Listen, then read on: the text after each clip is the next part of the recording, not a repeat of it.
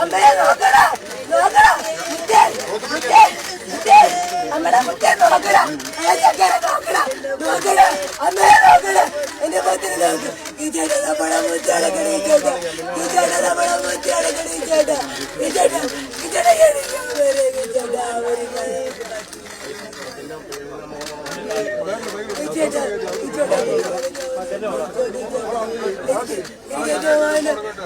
ചക്കരേ അമ്മയുടെ മുത്തേ.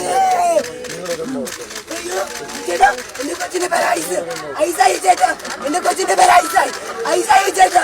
അയ്യോ എന്റെ കൊച്ചിന്റെ പേര് ചൂടോട് ചേട്ടാ, ചേട്ടാ, ചേട്ടാ, ഐസായി, ഐസായി ചേട്ടാ.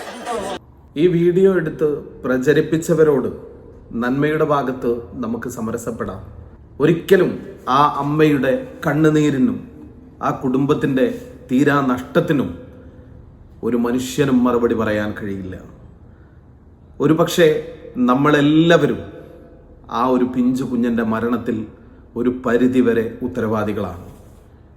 പുലർച്ചെ മുതൽ വൈകുന്നേരം വരെ ചിട്ടയായി ക്യൂ നിന്ന് കയ്യിലും മഷി പുരട്ടി സ്തംഭം ചെയ്ത് നമ്മൾക്ക് വേണ്ടവരെ നമ്മൾ വേണ്ട സഭകളിലേക്ക് തെരഞ്ഞെടുത്തയച്ചിട്ട് ജില്ലയിലെ ജില്ലാ ഹോസ്പിറ്റലുകൾ ഒഴികെ പ്രാഥമിക സെന്ററുകളിൽ പോലും ആന്റിവനം എത്തിക്കാൻ പോലും കഴിയാത്തത്ര നശിച്ച് നരകിച്ചു പോകുന്ന ഒരു നാടായി നമ്മൾ മാറി എന്നുള്ളതാണ്. ഇന്നല്ലെങ്കിൽ നാളെ നമുക്കും നമ്മുടെ കുട്ടികൾക്കെല്ലാം ഈ ഒരു അവസ്ഥ വരാം.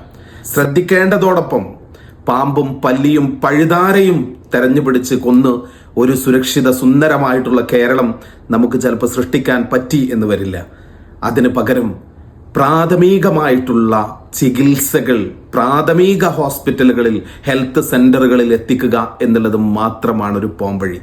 അമ്പരചുംബികളായിട്ടുള്ള കെട്ടിടങ്ങളും നാടുനീള വിഭിന്നമാക്കിയ നാഷണൽ ഹൈവേകളും വികസനത്തിന്റെ ഭാഗമാണ് എന്നതിൽ തർക്കമൊന്നും നമുക്ക് ആർക്കുമില്ല. അതിൻ്റെയൊക്കെ മുമ്പ് നമ്മൾ ചെയ്യേണ്ട പ്രാഥമികമായിട്ട് ഒരു പാമ്പുകടിയേറ്റാൽ ആന്റിവൻ നമുക്ക് തൊട്ടടുത്ത ഹോസ്പിറ്റലുകളിൽ പോലും നമ്മൾ എത്തിക്കാൻ പറ്റാത്തടുത്തോളം വിധം നമ്മൾ അത്രത്തോളം വികസനങ്ങൾ വാഴ്ത്തിപ്പാടുമ്പോഴും നമ്മൾ പടുകുഴിയിലേക്കാണ് പോകുന്നത് എന്ന തിരിച്ചറിവാണ് ഓരോ ആളുകളിലും ഈ ഒരു കുട്ടിയുടെ മരണം നമ്മളെ ഓർമ്മിപ്പിക്കുന്നത്. ഇതുപോലെ ഒരു കണ്ടു നിൽക്കാൻ ഒരമ്മയ്ക്കും ചിലപ്പോൾ സാധിച്ചു എന്ന് വരില്ല. ആ കുടുംബത്തിന്റെ, ആ കുട്ടിയുടെ ദുഃഖത്തിൽ നമുക്കും പങ്കുചേരാം.